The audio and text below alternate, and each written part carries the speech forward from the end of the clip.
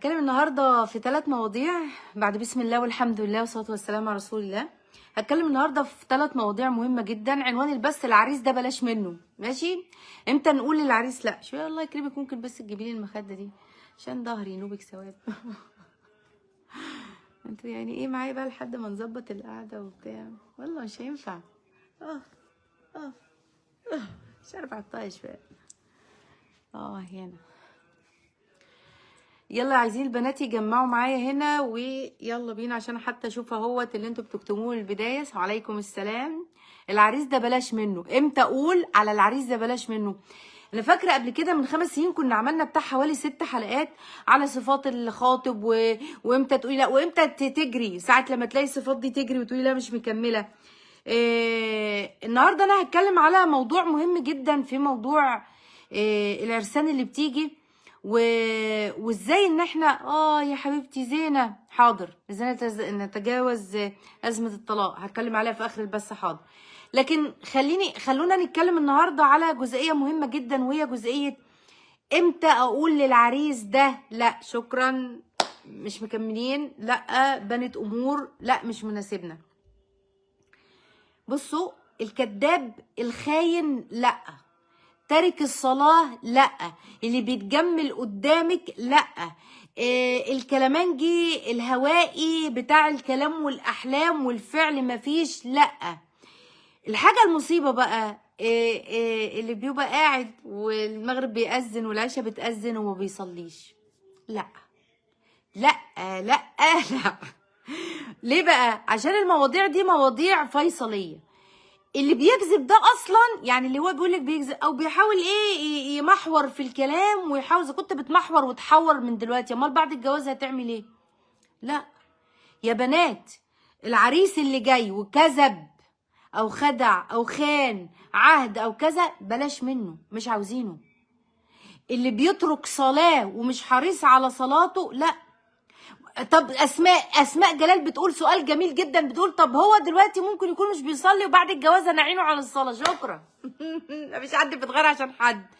اوعي تقعي في الفخ ده، اوعي تقعي في الحفره دي. ده انا هاخده وبعد الزواج ان شاء الله نعين بعض، والكلام ما بيحصلش. لازم هو من جواه الاول يبقى عارف ان انا الصلاه دي امر فيصلي، او السلوك ده سلوك خطأ ولازم يتغير، فانا بسعى لتغييره بشتى الطرق. فانا باخده القرار والتغيير جاي من جوه وهو عنده الرغبه دي، احنا ممكن ندفع ونساعد. سامعاني يا اسماء يا اللي قلت السؤال التحفه الجميل ده؟ لكن منه لنفسك علشانك هو يبتدي لا لا لا، انسي الكلام ده، احلام ورديه. وفترة بصوا فترة بداية الخطوبة عارفين بقى العصافير الكناريا واحنا ما شاء الله بنحب بعض والدنيا بقى جميل، الدنيا جميلة مع بعض. لا لا ما توافقيش. والله والله والله ما تاخدي الصادق المحترم يخاف الله عز وجل اللي عنده الصلاة دي زي عينيه تارك الصلاة ده بيقول ربنا انا مستغني عنك. العريس اللي جاي، العريس اللي بيجي ويعمل لك الدنيا وردية واللي بيكذب والله لا، اللي بيكذب لا، الخاين في عهوده لا، اللي الصلاة عنده مش امر مفصلي محوري في حياته لازم يعملها لا. ما توافقيش. انا بقول لك اهو يا بنت الحلال ما توافقيش، وادعي ربنا سبحانه وتعالى يجيلك الصالح التقي الرباني اللي عنده كده اوامر ربنا نصب عينه.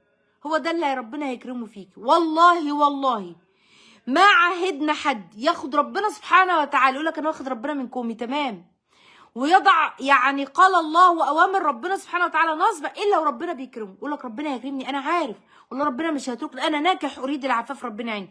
لكن الكذاب لا، المخادع لا، اللي بيحار في الكلام لا، اللي يقول لك ايه يعني مثلا في مثلا عريس يجي يخش يقول لك ايه، يديكي معلومه معينه او معلومه منقوصه وبعد شويه تكتشفي حاجه تقول لك ما انا اتعلقت بيه، اصل انا حبيته والله يا دكتوره يالا واتعلقت بيه وحصل كلام. لا، خليكي جدعه وقويه، وخدي الامر من بدايته. لا، طالما خبى وطالما دار وطالما بيحور وطالما مش صادق ما ناخدوش. الكلام ده مهم يا بنات.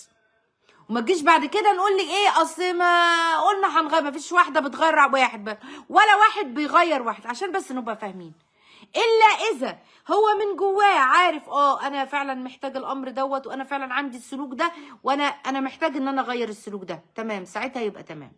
لكن خلاف كده لا.